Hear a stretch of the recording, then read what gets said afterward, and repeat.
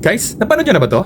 Impeksyon sa dugo dahil umano sa maling pagturok ng dextrose ang naging dahilan ng pagkamatay ng isang ginang sa kamay ng umunoy pagitong nurse sa isang pribadong ospital. So sa dami-dami ng IV nang tinusukan ko before, never ako nagkaroon ng problema ng ganito. Okay? I've been a nurse for more than like 15 years now and di pa ako naka-encounter na ganito. So that is why po, gusto ko talagang gawin na video na to kasi medyo na-trigger ako. Totoo, na-trigger ako sa napanood kong video na to kasi super one-sided to. Most likely sa patient side, wala talaga sa nurse side. And yung iba mga statement na sinasabi nila dito, medyo contradicting eh. So I just wanna explain po sa side ng nurses and baka side ng medical field sa ibang parte para at least malinawagan din naman. Kasi super unfair po talaga. Honestly, super duper. Okay, so start po tayo.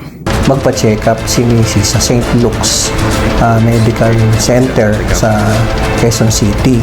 Ngayon, nung makita ni doktor na mababa yung platelet niya, nagdesisyon itong si doktora na i-confine si Mrs. After ng one day, chinek up siya at tinest yung kanyang dugo dun sa kanyang bone marrow.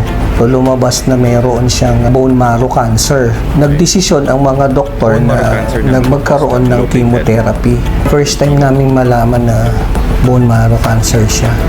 Kasi nung 2021, ano na rin siya sa breast cancer siya eh. Pero nakasurvive na siya. Doon sa 12 session na napag-desisyon na nila, every week yon. Habang kami naka-admit doon, siguro mga 2 weeks, naka-2 session din kami ng chemotherapy. So ang usapan ng doktor at namin na bibigyan na kami ng clearance para makalabas after 2 weeks na higit. Thank you sa flowers, thank you sa fruits. Sabi ni Mrs., pakilinis mo yung aking kamay kasi may maliit na sugat. Nung habang nililinis ng nurse ay natanggal niya yung IV. Nagdesisyon si nurse na lagyan uli ng bago dito sa may gawing gitna ng kamay. Dahil nga itong left ni Mrs. hindi na pwedeng saksakan ng IV dahil nga breast cancer siya. Tinanggal po yung left side po nung sa breast niya. So, parang nakat na po yung mga artillery po. Ayun. Nung na-find out po na may cancer dun sa breast ng pasyente, ang ginagawa po nila dun is tinatanggal yung breast or part ng breast. So, yun pong tawag na mastectomy. And sometimes po, pwede nila tanggalin din yung lymph nodes dito sa may armpit. Either lahat or partial. Usually, I think partial lang. So, ang problema doon, if nagtusok ka or nagkukuha ka ng blood pressure sa kamay na yon, pwede mag-cause ng swelling o lymphedema doon sa area na yon. So, that's one of the main problems po after po magkaroon ng mastectomy. Yung veins and arteries po, andun pa rin po siya. So, tuloy pa rin yung process na yon. Yung lymph node po yung main difference doon. Kabitan ng bago, kaharap ako eh. Sinaksakan niya, tinapatan pa ng parang hindi ko alam kung anong tawag nila doon sa machine na yon, ilaw na makikita yung mga ugat. Pero nung pagsaksak niya, hindi tumama talaga sa ugat eh. Tsaka mababaw na mababaw. Nakita ko nga may lumabas pang konting fluid doon sa ano. Kaya nung tanggalin niya yon, medyo namagana eh, agad eh. Kaya ang ginawa niya, tumakbo siya doon sa unit niya, tumawag siya nung isang nurse pa na kasama niya. Kaya nga nung pagdating nung lalaking nurse, nagulat siya, ano yun, bakit, ano nangyari, ba't namaga agad? Dito na sinaksakan kasi wala, medyo namagana ng konti. Kaya dito siya nakakuha ng ugat. Nung itest yung dugo ni Mrs. at kinulture, lumabas na mayroong infection sa dugo. Okay, so sa part na to, ang dami talagang pumapasok sa isip ko. Okay? So, number one, si Kuya, usually pag mag-insert ka ng IV, you would prefer po sana, kung pamilya kayo hayaan nyo yung nurse na mag-isa mag-insert ng IV doon, na walang nag-hover ng tao nagbabantay kasi it causes pressure po. Honestly, it does cause pressure po. Lalo na kang bagitong nurse ka or kahit like a few years, iba pa rin yung may tumitingin tapos nag-video, mga ganon. So, we prefer not to do that. Okay? And number two po, super common po mag-miss ng IV. Okay? Very, very common mag-miss ng IV. Kahit dito sa US, sa Singapore, kahit sa ibang bansa po, nangyayari po talaga yan. Kahit sa the best of the best mag-insert ng IV, it happens. Okay? There are a lot of factors po kung bakit hindi maturukan ng IV. Isa na yon is yung ugat mismo baka may problema. Minsan hindi mo makita sa loob na may problema eh. And the fact na gumagamit sila ng vein finder, yun po yung tawag sa may ilaw na nag-scan para makita yung ugat. Yun po, ibig sabihin po, hard stick si Mrs. o may hirap na insertan ng IV si Mrs. or hanapan ng ugat. Okay, so we have to lay that out po kasi sa status ni Mrs. kung saan nagkaroon na siya ng chemotherapy dati, which causes po problems sa veins. Nagiging mas pangit yung veins nila. Okay, and it happened like 2 years ago, but sometimes some of my patients still have problems po sa veins nila kung saan parang numinipis tapos mas nagiging fragile. And to add to that po, si Mrs. po ay may problema po sa platelets. Okay, meaning ang platelets po ang pumipigil po na mag-bleed. So I think this is what happened here sa scenario na to. Yung sinasabi ni Kuya na mababaw masyado yung pag-insert, it really depends po sa ugat. And usually mababaw lang naman talaga yung ugat eh. Nasa below lang yung konti ng skin. Kasi if masyado kang mababa naman or padiretso sa loob, you will definitely bleed po or magkakos talaga ng hindi pagpasok doon. Sa case ng patient na to, during sa IV insertion, ang tinatawag po namin dyan ay bulge. Okay? So, pag na-insert mo, minsan hindi mo matusok, hindi mo pasok yung plastic sa loob, tapos puputok na lang yung ugat. So, yun ang term namin sa hospital, which is bulge. Okay? So, that is really normal po. Yung sinasabi ni Kuya na parang biglang lumobo na lang bigla ng ganon. So, that is very typical po. To add to that po, sabi ko nga mababa yung platelet niya, so it really bleeds faster po. So sa case na to, siguro dapat sa learning side ng nurse, pressure agad after niya insert, tapos nag-bulge, tanggalin yung tourniquet first, tapos lagyan ng pressure para mabawasan yung paglobo. So that's number 1 po dapat na ginawa niya. Not sure kung ginawa niya o hindi. And number 2, sa mga hindi nakakalam po, hindi ibig sabihin po na hindi na nagbe-bleed doon sa site na yun sa labas, hindi ibig sabihin na nag-stop na siya mag-bleeding sa loob. Okay? So I think that's what happened po dito, as makita nyo sa dulo ng page ng video kung saan parang nag-itim-itim siya. So that's one indication po na nag-bleed pa siya paloob. Okay? So that's really typical po. And another thing po I can add on po dito sa mga pag-insert ng IV sa mga mababang platelets or yung super prone sa bleeding, like pataas yung INR levels dahil sa medications. Sometimes if you poke them po, talaga mag-bleed sila. Ang gawin mo po is if you feel like tama naman yung position nyo, ipasok nyo lang yung cannula, yung plastic, tapos lagyan nyo yung pressure kung saan nyo nag-poke. Okay? It does happen po. I had experienced this couple of times before kasi nga sa mga patients na nag-overdose or masyadong pataas yung INR, yung bleeding tendency nila. So it does happen. But just put pressure in it, keep putting pressure in it. Tapos as long as may backflow yung IV, just to make sure that it's working, it's like ilang beses na ako eh. So it does work. Okay? So comment down below if iba sa inyo naka-experience na ganun. And the most controversial part kung saan sinabi ni Kuya dito is sinasabi niya after nilang tusukan ng ganun tapos nag-test ng dugo, kiniklaim niya na dahil sa pag-insert ng IV na yun, may infection or may na-found na infection sa dugo. Which is think it's really not true. Honestly, I don't think that's from that po. There's a lot of reasons po kung bakit pwede magkaroon ng infection sa blood. And I don't think using a sterile IV po can be the number 1 cause for that. Because number 1 po, si Mrs. po is may cancer po. Number 2 po, nag-undergo siya ng chemotherapy. Ang hindi po nakakaalam po, if nag-undergo po kayo ng chemotherapy, depending sa meds it does sometimes makes you more parang vulnerable po sa infection. Parang binababa niya yung numbers like yung WBC mo kung saan nag-fight ng infections na dadapo sa'yo. Kaya super sensitive yung mga tao nagki-chemotherapy. Dapat super isolated siya kung pwede. Especially sa mga bisita na dumating na may ubo, may sipon, or something ganon. Those things can kill them. Okay? So, that's one thing po sa mga may patients na may cancer or nag-undergo ng chemo. Please protect them. Especially mga family members na around them, make sure na everyone is safe po before lapitan yung family member nyo na nag-undergo ng chemo. So sinabi doon, may sugat na si ate before pa-insertan ng bagong IV, di ba? So if that's the case po, there's a likely better reason po na yung dating wound na doon po may be a better cause po versus yung pag-insert ng IV. Okay? So like I said, there's a lot of reasons po kung bakit. And I think at the end of the video, I'll tell you one more thing which I think can be a cause po for the blood infection. Okay? So tuloy tayo. Napag-alaman din nila na bago lamang sa trabaho ang naturang nurse. Tinatanong kasi namin yung mga nurse doon yung kung matagal na sila, kadalasan ay wala pang 1 taon. May mga 2 taon pero karaniwan ay wala pang 1 taon.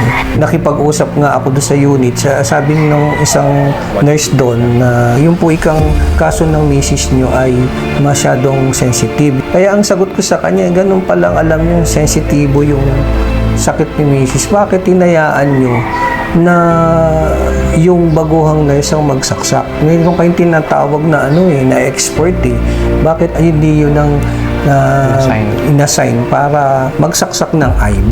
Hindi siya nakaimik. Okay. So, again, ang dami na naman mga things na kailangan explain dito, okay? Okay. Number one, hindi na-emphasize kung gaano ka tagal yung experience ng nurse na si bagitong nurse na sinasabi nila. And sinasabi ni Kuya na parang 1 to 2 years ang typical experience ng mga nurses doon, and most likely 1 year, mas marami sa kanila. So, it is a sad reality po. And ang main reason po dyan is number one, yung pay ng mga nurses. Number two, yung working environment, kung saan hindi din depensahan ng management yung mga staff for these kind of scenarios, specifically this kind of scenarios kung saan nakakatrauma nun sa nurses. Then another po is yung like benefits and all other things po. Konti lang po talaga magstay ng nurses sa Pilipinas dahil sa mga working conditions na to or mga factors na to, and that is po a problem. Hindi lang po problem para doon sa pamilya na to, problem po para sa entire bansa po ng Pilipinas, kasi if you don't have any experienced nurses po sa bansa po, means you won't have the proper care po that you receive coming from nurses. Experience po is the best teacher po talaga all throughout po, especially sa nursing field. So, ang dami po talagang hindi mo matutunan sa school, promise. Super.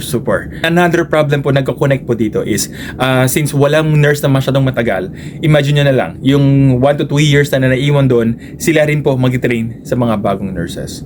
So, that's a big problem din po. Okay? So, I really wish po that we can increase po yung pay and benefits ng mga nurses sa Pilipinas para at least hindi nila kailangan pumunta ng abroad kung hindi nila kailangan talaga. Kasi it's really nicer po to stay po sa Pilipinas. But in this kind of working condition, everyone po will suffer. Definitely. And ako po mismo, natatakot ako kasi may mga pamilya pa po ako back sa Pilipinas. Then yung sinasabi ni Kuya na dapat expert ang nag-insert dun sa pasyente.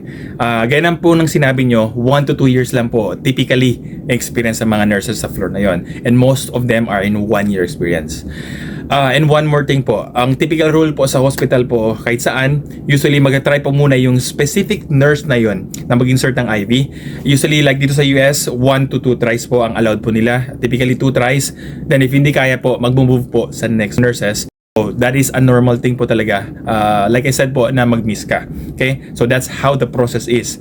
So imagine nyo na lang po, sinabi nyo nga 1 to 2 years lang, isipin nyo kung lahat ng nurses doon sa floor na yon, may 5 nurses, isa sa kanila may 2 years experience.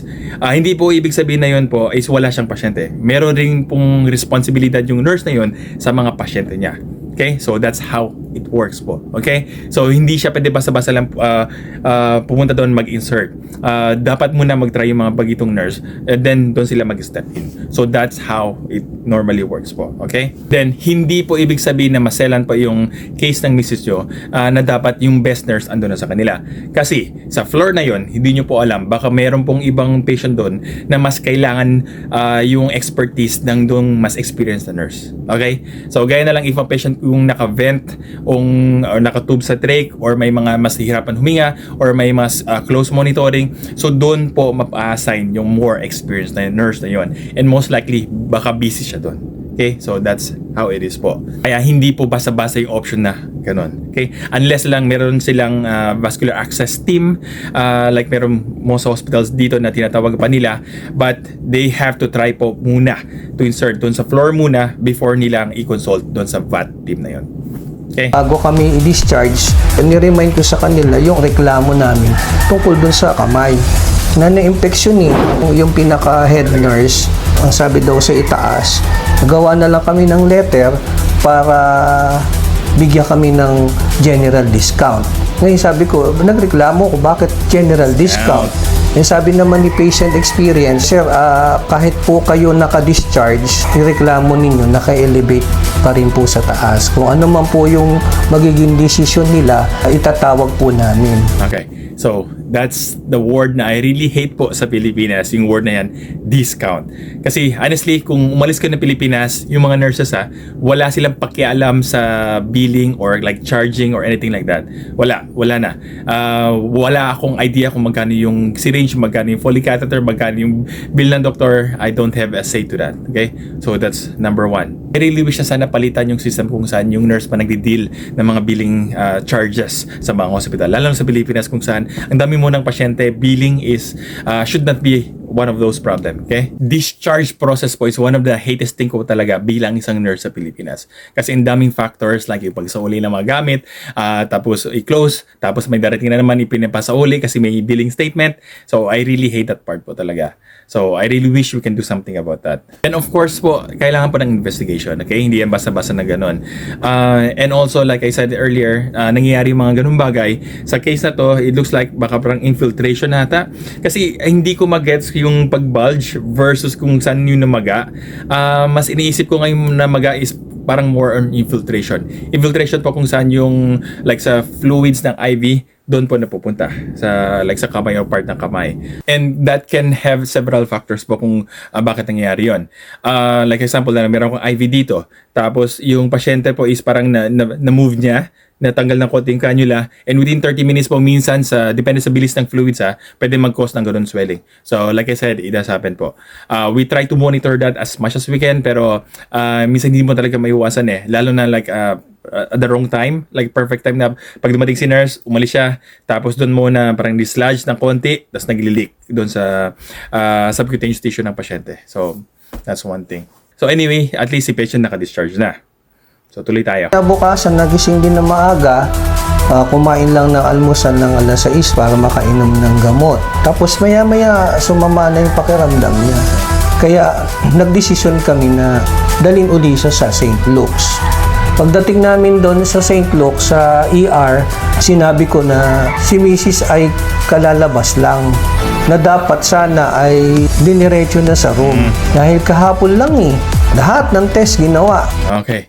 So eto, super duper malito, sir, okay? I would tell you, dami pong nangyayari sa hospital, we have to follow po protocols po. Hindi ibig sabihin po, nandun na po siya kahapon, kailangan niya po dumiretso na doon sa room. No. There's a lot of things po na kailangan gawin before dumating sa stage na yon.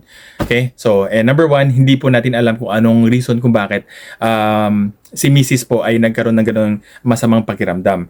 So, we have to do some test po. We have to check po if worth it ba na i-admit siya or baka naman pwede siyang i-treat doon pa lang sa emergency room. Kasi hindi naman po pwede basta-basta na ibigay lahat ng bedroom kung saan feeling ng pasyente or feeling ng relative na kailangan talagang siya admit. So, it doesn't work that way po. Kailangan i-screen. Kasi kailangan natin i-allocate yung mga beds sa mga specific patients kung saan kailangan talaga nila ng bed. Kasi hindi talaga enough. Okay? Definitely po, you have to follow the protocol po. Okay? So, that's how it works po. Let them test, let them check, let them give the medications, then let them reserve the bed, let them make sure the bed is clean muna bago iakyat sa doon sa kwarto na yon. Kasi ang hospital po ay parang hotel na times 10 po yung pagka-OC na mga bagay-bagay na kailangan gawin. Okay? So, every little detail po is supposed to be perfect po kasi a little bit mistake lang po may magkakause po ng problem. So, that's how different po talaga is yung sa hospital. Okay? Hindi yan parang hotel na parang check-in, check-out, check-in ko ulit. So, no. Ang pinagtataka namin, ang sinabi ng doktor nung mag-conference kami, wala daw room. Nung pagpunta namin dun sa 6th floor, Pinapili pa kayo. pinapili pa kami nung nurse Not sure kung ano nangyari. Hindi ko alam kung baka dumating sila before pa ng cut-off time. So, kung before cut-off time po, usually mga bed nakabook pa yan. So, hindi pa pwedeng i-cut kasi andun pa yung mga pasyente. And subject for cleaning pa. And like dito sa United States po, super hirap kami makahanap ng mga housekeeping kasi nga walang gusto mong trabaho housekeeping sa hospital. They even pay better po sa mga housekeeping dito sa US when it comes to the hospital staff or cleaning crew. Okay? So, of course, kailangan nilang bigay ng time and ibang mga rooms po kailangan po i-disinfect. Especially kung mga ibang pasyente na nagstay doon sa room na yon is may kind of like infection kung saan may cleaning hours kami na dapat iiwanan, i-air out. Parang ipahangin mo muna yung room, ipaalis yung bacteria kung something like that. So, hindi ibig sabihin po na yung sinabi sa'yo kanina na walang room vacant ngayon, hindi ibig sabihin after 2 hours, ganun pa rin yung scenario. It changes po. Okay? Mas lalo pang lumala ang kondisyon ng kanyang asawa. Naka-maximum na po yung oxygen, naka 100% na po. Pero hinihingal pa rin po siya. Kaya pinag-decide po kami na tubuhan na po. Kasi kung di raw po tutubuhan, mapapagod daw po yung puso niya at yung baga niya. Bibigay po. Pumayag naman po siya. Okay. So, it looks like po yung pasyente po is parang may pneumonia. Hula ko It is very common po sa mga pasyente na nag-undergo ng chemo na magkaroon ng mga pneumonia. That's one of the major factors po na sa kanila nagkakos ng death or nagkakos ng problem. So sinuggest po sa kanila na maglagay ng tube sa throat para magtulong po mag-breathe doon kay Mrs. Honestly, sa ganitong klaseng stages po kung sa may cancer si Mrs., may bone cancer, hindi ko alam kung na-mets ba or na-spread na sa ibang katawan or kung ano ba yung prognosis, kung maganda ba yung prognosis nung sa pasyente. Kung pangit po yung prognosis, usually dito sa United States ang ginagawa nila is mag-offer sila ng hospice care or kung saan parang okay na lang na hayaan mamatay si Mrs. pero in a way kung saan bibigyan sila ng super comfort measures or comfort things like medications para if mamatay siya, hindi siya in pain, nagpaparelax, para hindi siya anxious, yung mga ganun, something to support. Kasi yung pagtubo po, like dito sa US, marami dito sa mga ayaw nila na magpatubo. Ayaw na ayaw. Kasi nga, it does hurt. Super traumatizing yan and masakit. And ayaw nila i-prolong pa yung suffering sa mga ganong klaseng procedure. So, I'm not sure if yung oncologist niya is nag-offer ng ganon chance or ganong option para dun sa patient na yon. Tapos bago po siya tubuan. O bago siya sabi tubuan, kinausap ako, sabi niya, Daddy, huwag kang pumayag na ganito lang yan. Kasi nakita niya talaga yung kapabayan. At ang umano'y kapabayaan ng ospital at ng ilang nurse ay naulit muli. May isang araw po doon na na-assign po yung Nurse JR po pangalan niya. Pagpasok po namin sa room, naglalawa po yung yelo. Pati po yung tubig. Kasi yung yelo po na yun, pinapahid po sa pag nagdadry po yung lips ni Mami. Tapos pawis na pawis po siya. Tapos pati po yung likod basang-basa ng pawis. Okay. So, hindi ko sure kung ano yung yellow tapos may naglalawa. Pero back sa Singapore, meron kaming ginagamit na parang powder na panglinis doon sa oral care sa pasyente. Ang sodium bicarbonate ang tawag namin doon. Kung nilalagay mo siya, nagbubula siya. Ang reason na ginagamit namin doon before is para tanggalin yung coating ng tongue. Kasi yung nangyayari ng gano'n nagkakaroon ng oral thrush. So yun yung ginagamit namin. So hindi ko sure kung yun yung bula-bula na sinasabi ng anak. Don't know any other reasons kung bakit nagbubula-bula yung pang-dip dun sa mukha, sa labi I mean. Then yung sa pagpawis-pawis naman, it does happen po. Especially if meron kang sakit like pneumonia tapos nagkakaroon ng fever, it does have a tendency kung saan nagpapawis yung pasyente. Minsan kakailinis mo lang sa kanya, kakabigay mo lang na meds, minsan nagpapawis siya. Okay? So, it does happen po. And if kayo po is nasa hospital and meron kayo bang patient na hinahandle, you have to prioritize po yung care nyo. Okay? So, example na lang, meron kang 3 patients sa ICU. So, isang pasyente po is nahihirapan huminga, as in hindi talaga makahinga sa time na yon and walang care pa binibigay, na pwede siyang mamatay within 2 minutes, 3 minutes. Meron ka pa isang pasyente kung saan intolerable yung pain, nagwawala or nagaano, tapos ilagay mo si Mrs. na nagpapawis lang sa kama kung saan stable pa rin naman kondisyon niya. So, if you're the nurse po, you have to prioritize po sino yung itatakal yung sa kanilang 3 muna. And of course, yung pipiliin niya is yung number 1, kung saan nahihirapan huminga. And of course, kayo po, if ever yung pamilya nyo is nahihirapan huminga, hindi makahinga, pwedeng mamatay within like few minutes, mas gusto nyo lahat ng nurses nakafocus doon. Versus doon sa isang pasyente kung saan pinapawisan lang naman, tapos stable yung vital signs. So, that's the side po sa mga nurses. Okay? So, dapat i-factor in yung ganong scenario sa mga nurses. Hindi po ibig sabihin na nagpapawis yung pasyente doon. Hindi ibig sabihin po na pinabayaan na siya. Okay? Just have to wait their turn po in order for them to clean that patient up kasi stable naman siya. Hindi naman kasi kayo nag-hire ng like one-on-one nurses na kung saan like total care na andun. Okay? So, you have to pay po extra for that if gusto nyo ng ganong services. Okay? Sinulat niya yung salitang nurse eh. Sabi ko, pinababayaan ka ba ng nurse? Tumango siya na oo. Tapos sabi ko, pupuntahan ko yung nurse na yun. Kagagalitan ko. Hinawakan niya ako sa kamay. Pinigil niya ako. Siguro, natakot si Mrs. dahil baka mamaya hindi ako alagaan ito. Kaya ginawa ko, kinausap ko yung head nung na wag na i-assign uli yun, yung nurse na yun. Meron na po siyang strap na nilagay po niya ng strap dito para hindi na po siya makagalaw. Kasi nag-agitate po si Mami. Dahil po sa nurse po yun, mula po na yun. Mula first hanggang 3rd week, maganda pa yung niya eh. Tapos nung na-assign sa kanya yun, nag-agitate na po siya. Parang may gusto po siyang sabihin pero di niya po masabi kasi nga nakatubo. Na-assign uli yung JR na yun. Last week na po yung bagong mamatay po si mami. Tapos, nung dumalaw po kami nung kinagabihan, nakatanggal po yung strap sa sa kamay niya. Tapos, sinisi pa po si daddy. Nung pagpasok po namin sa ICU, sabi niya, "Sir, kayo po ba yung nagtanggal nung strap ni misis niyo po?" Yung JR po yung nurse po. Sabi ko, oo, bakit po gagawin yun? Alam ko namang hindi dapat tanggalin yun. Pagpasok po namin, puro dugo po yung niya, mula po dito. Tapos tumutulo po sa unan niya sa likod. Nagkaroon na ng internal Tapos, bleeding. po siya, wala na po siyang response eh. Nakoma na po siya eh. So, yung mga nagre-request ng ganong scenario kung saan ayaw nila request yung specific nurse na yon. Ang problema po kasi dito, baka na yung nurse na ayaw yung ipa-assign doon sa patient na yon, baka siya lang yung may experience kung saan yung sa mga trach or sa mga ganitong klaseng scenario. And siya lang available sa team na yon during that shift na pwedeng or capable na mag-handle doon sa patient na yon.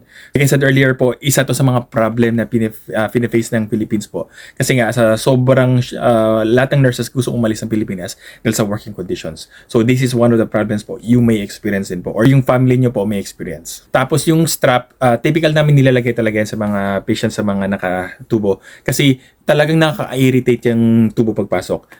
Hindi basta-basta na halos lahat po ng patient talaga once natubuhan sila gusto talaga nilang i-pull out. Minsan kahit tulog sila, parang reflex nila na hawakan tapos hilay nila yan. So that is really common po. Kaya naka-strap yan sila. And isa po dito sa US once nakatubo yung pasyente, normally ang ginagawa nila is pinapatulog nila. Nilalagyan nila ng continuous ng gamot para kung saan hindi mag-react yung si pasyente. So, ganun yung ginawa during sa COVID time, lahat ng pasyente talaga is tulog sa ICU kasi lahat po nakatubo. Okay? Kasi nga, yung tendency na mag-pull out kung gising sila or may reflexes sila is really high po. And they need po yung vent versus them to be awake. So, ganun po yung scenario, parang win-away yun. So, sa case po nila na parang naka-let go daw yung yung strap. Hindi ko sure kung sino ba talaga nagtanggal. Some patients po are really crafty po na pwede nilang tanggalin yon. So I don't know who talaga or let go. Pero it does happen po kung saan yung family po ang nagtatanggal para hawakan yung kamay, parang keep it, release po muna. Then tapos kung umalis sila, minsan nakakalimot nila na ibalik or tawagin yung nurse para ikabit ulit yung strap. So it does happen po. Though I'm not sure kung paano nag-approach si Sir JR or si Nurse JR sa family kung the way siya nagtanong about dito. So, it does matter po in a way. Okay? Then yun naman sa pag-agitate since nag-start na maghawak yung si Nurse JR na yun. I don't know. I don't buy it po. Maybe po talaga sa case na lang ni Mrs. yun na nangyari ng gadon. Okay? So, and as you can see po, yung status ni Mrs. is declining. Before, naka-nasal cannula, tapos face mask, tapos parang venti mask ata yun, tapos ending up po, naka-trach na. So, yung condition po ni Mrs. talaga is nagde-decline. So, I think it is really pneumonia. So, yung bleeding yun dito sa gilid, talaga mangyayari yun. Kasi nga, once pinasok po namin yung tubo sa loob, in-inflate po namin yan, nilalagyan ng konting balloon para parang i-latch, para hindi siya basta-basta na matanggal doon. And also para i-seal. We have to do that po talaga for the specific thing for the trach.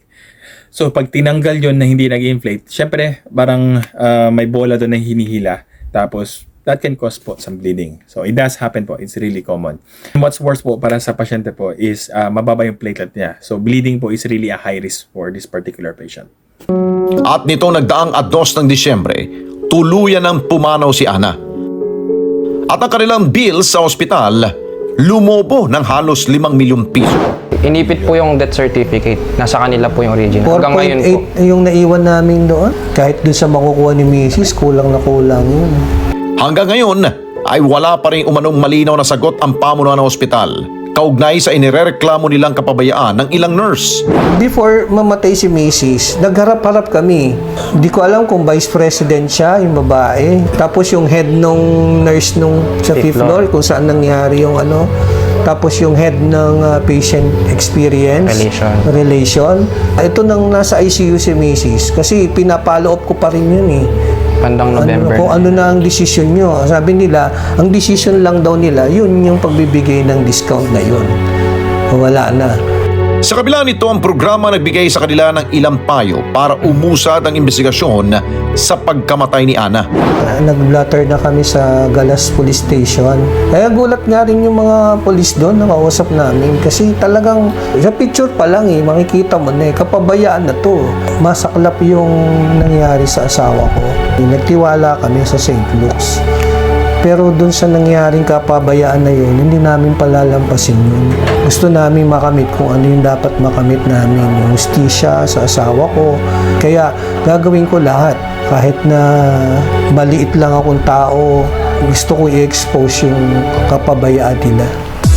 So, number 1 po, condolence po sa nangyari. So, namatay din pala si Mrs. So, that's really sad po and talagang heartbreaking po sa pamilya. Then number 2 po, hindi ko lang bakit iniipit yung death certificate. So, I really can't explain po about that. Not sure if yung reason kung bakit pag-delay ng death certificate is because the patient is under investigation o baka in-autopsy pa. So, I don't know. I'm not really sure. Pero dapat nag-explain sila doon sa pamilya well enough for them to be informed. Tapos, 4.8 to 5 million. Grabe ang sakit. So, that's one thing po talaga. Mahal magkasakit sa Pilipinas. So, that's why dito pumapasok yung mga health insurance, yung benefits. Like sa mga itong work sa mga BPO companies or mga ganun. One of the best thing that you can get from them is yung mga benefits pang hospital for you and your family. So, that's one thing you should aim po if may pamilya kayo na may sakit na cancer or ganun. Kasi super magastos. Like for us po, we spend like almost 3 million before sa mama ko. She also died the same thing po, similar po. Pero hindi lang kami nagpatubo sa kanya kasi we know that we don't want to prolong po yung ganun scenario sa nanay ko. Kasi parang alam na namin na it was her time. Okay, so that's how it was. So okay, dito flash nila yung report dun sa police report. So sa police report po, may mga things na hindi discuss sa video. So i-tackle po natin. Since then, her wife's hand got infected and swollen.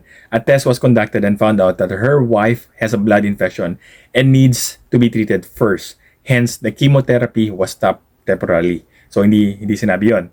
So that's one thing. Okay. Then ito, her wife was again admitted for continuous medication and treatment. However, her wife caught pneumonia. Okay, so like I said, parang pneumonia nga, causing her to be transferred to the ICU. So ICU setting. Dr. Litaw added that there was this one time that her wife was already sweating her back, but no one in the ICU took care of it. Okay, so I explained the reason kung bakit. On December 2, 2023, the belt that is used to restrict her wife's hand got loosened up. And because his wife is so agitated, she took off the tube attached on her mouth. So, yung sa discount na sinasabi nila, siguro nga per investigation nila, I don't think they can relate talaga yung pag-insert ng bagitong nurse ng IV na yun ang nag-cause ng blood infection doon sa pasyente na yun.